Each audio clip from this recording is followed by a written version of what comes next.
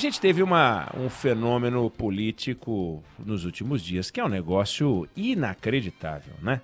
Fantástico, fabuloso, troço desses que a gente vai lembrar o que a gente estava fazendo quando isso aconteceu. Agora, um dos maiores riscos que a gente corre toda vez que observa um fenômeno político é tirar conclusão precipitada. E a gente tem diante da gente esse fenômeno extraordinário, que é a vitória de Joe Biden sobre Donald Trump. O cargo de presidente dos Estados Unidos, que começou em 1789, só em 10 ocasiões ao longo da história, o camarada tentou o segundo mandato e não conseguiu, desde 1789. E o último que não conseguiu foi, em 1992, o George Bush, que perdeu para o Bill Clinton.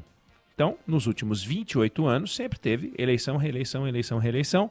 E agora aconteceu de novo com o Donald Trump, que foi derrotado por Joe Biden. Aí, a gente vê esse fenômeno incrível, com uma repercussão internacional fabulosa, porque vamos concordar que há muito tempo não se via uma vitória em eleição americana ser tão festejada em todos os cantos do mundo. É uma eleição americana. E aí você vê todo mundo em todos os lugares festejando, etc. Aí começa uma especulação. Que em torno dos chefes de Estado que se comportam como Donald Trump. Esses caras estão com os dias contados, né? E, obviamente, quando a gente fala de chefe de Estado com estilo parecido ao Donald Trump, a gente pensa no nosso presidente Jair Bolsonaro. E começa a especular em que medida a derrota do Donald Trump interfere no destino político e eleitoral do presidente Bolsonaro, que vai buscar a reeleição em 2022. Então, antes de mais nada, vamos lembrar, para deixar claro, e a gente precisa ter claro isso, que em política, 2 anos é uma eternidade. Eu já falei isso aqui algumas vezes, mas eu acho que nunca foi tão preciso, porque em 1994, o então ministro da Economia, Fernando Henrique Cardoso, se tornou presidente da República. 2 anos antes, 1992, a gente estava discutindo o impeachment do Fernando Collor. Não do Fernando Henrique Cardoso, do Fernando Collor. O presidente Itamar Franco, que era vice do Collor, em 1992 ele toma posse. E ele não nomeia o Fernando Henrique ministro da Fazenda. Ele nomeia um primeiro ministro da Fazenda, que foi o Gustavo Krause, que ficou 1 mês no cargo, um pouco mais. Daí ele nomeia um segundo ministro da Fazenda. Aí ele nomeia um terceiro ministro da Fazenda. E então coloca o Fernando Henrique na Fazenda.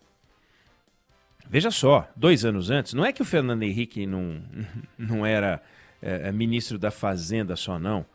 O Itamar Franco estava tomando posse, estava querendo outros caras no Ministério da Fazenda, tentou 3. Aí foi de Fernando Henrique. Veio o Plano Real, que deu certo, o Plano Cruzado não tinha dado, o Real deu. Aí nasceu uma candidatura imbatível, que levou o PSDB a uma vitória em primeiro turno. Aliás, só o Fernando Henrique, até hoje, ganhou a eleição para presidente 2 vezes no primeiro turno, 94 e 98. 1939 começou a Segunda Guerra Mundial. 2 anos antes, o Duque Edward, na Inglaterra, estava visitando Hitler. 2 anos, 2. 1954, o presidente Getúlio Vargas se matou. 2 anos antes, 1952, ele estava criando o então BNDE, pai do BNDES, e o Banco do Nordeste. Ou seja, 2 anos é muito tempo. Há 2 anos a gente não falava em Covid. Há 2 anos, no dia 6 de setembro, 2 anos não era exato, porque senão seria 9 de novembro, mas 6 de setembro, há 2 anos, o então candidato Jair Bolsonaro sofreria um atentado que quase matou, mas que foi um elemento forte para pavimentar a vitória dele para presidente da República. De forma que projetar qualquer cenário para 2022 é uma temeridade. Antes da Covid, a reeleição do Donald Trump era considerada uma aposta segura. Pode apostar, vai ganhar, não tem como. Ixi, isso aí já levou. Só que ele foi o primeiro chefe de Estado importante a disputar uma eleição na pandemia. Então, quando as taxas de desemprego dos Estados Unidos eram baixas e baixíssimas, ele chegou a 3,5%, e a da Trump aí se tornaram altas. A economia era o grande aliado do Trump, se tornou o grande desafio. Aí veio junto, claro, o estilo dele, um estilo que a sociedade americana achou por bem mandar para casa. Essas coisas passaram a ter um valor maior. Além de não estar por cima da carne seca na economia, tem esse estilo dele insuportável. Vamos mandar embora esse cara daqui, pô. Aí entra um outro fator. Então, primeiro, projetar é um absurdo, é perigoso, é arriscado, temerário. Mas tem um outro fator importante. O Trump teve mais de 70 milhões de votos. O Biden, 74. Ou seja, na votação popular, o Biden teve 4 milhões de votos a mais do que o Trump. Isso num país de 320 milhões de habitantes. Não teve uma sova. Não foi uma surra. Foi uma vitória cujo tamanho, ainda a gente precisa esperar a contagem para saber exatamente, ela é, sobretudo, uma vitória simbólica. Quando a gente compara a biografia de um com a biografia do outro, quando a gente compara as declarações de um com as declarações de outro, quando a gente compara as convicções de um com as de outro, fica claro que o Biden tem um perfil muito mais adequado para esse momento que o mundo vive. De respeito às pessoas, de respeito às minorias, de respeito às opções que as pessoas fazem, de respeito às diferenças. Mas do ponto de vista numérico, nós não podemos chegar e falar, olha, foi uma coisa inacreditável. Em 1984, vamos lembrar, o colégio eleitoral americano busca, quer dizer, pode chegar a 538 votos. Se você chegar a 270, você leva. O Ronald Reagan, em 1984, ele alcançou 525 votos contra 13 do democrata Walter Mondale. Isso é uma vitória acachapante. Isso é 525 do total de 538. O Biden deve passar, ou pode passar de 300, 305, 306, o que faria a vitória dele semelhante à vitória que o Trump teve na eleição de 2016. Então, ele foi bem. Matematicamente, ele atingiu o que ele precisava atingir com alguma folga, mas não arrasou na matemática. Não é assim. A sociedade americana, como tem saído em alguns lugares, deu um não a Donald Trump. Não, 70 e tantos milhões de pessoas, tão americanas quanto os 74 do Biden, disseram sim ao Donald Trump. Só que não foi o suficiente para ele ganhar. E contou tudo. Contou o desempenho econômico, contou o estilo dele, etc. e tal. Foi uma vitória importante. Politicamente, a vitória ela é revestida de um grande significado para o mundo que precisa, sim, de menos tensão. Já chegam os problemas reais. Agora, aí a outra coisa é, e aí sim, entramos no nosso país. Dá para dizer que a vitória do Biden trará ou não consequências para o Brasil? Óbvio que vai trazer. Dá para dizer que a vitória do Biden vai trazer consequência para o governo Bolsonaro? Óbvio que vai trazer. O que vai ser muito bom. É bom ver esse estilo grosseiro, confrontacional, essa forma bélica de encarar o mundo, tomar um revés. É bom, é importante. A política não pode ser a arte do grito, a arte da cara feia, a arte da capacidade de xingar, de agredir. A política tem que ser marcada pela convivência dos contrários. E é isso que a vitória do Biden significa. Independente do desempenho que ele vai ter como presidente. Na eleição, perfil contra perfil, venceu o perfil do diálogo. E num país como o Brasil, que precisa se relacionar com o mundo, muito mais do que os Estados Unidos, porque a gente não tem os argumentos americanos, a gente não tem o tamanho americano, a gente não tem o PIB americano, a gente não tem a força de negociação americana, vai ser bom a gente não ficar tão colado assim num perfil impróprio, que era o perfil do Trump. Ou seja, algum distanciamento dos Estados Unidos nos fará bem. Uma relação que existia e que representava, ou parecia representar, ou a família Bolsonaro, não só o presidente, se comportava com subserviência. Um amor unilateral, permeado por comportamentos ridículos, como um dos filhos do presidente brasileiro colocando o bonezinho do FBI. Que é isso?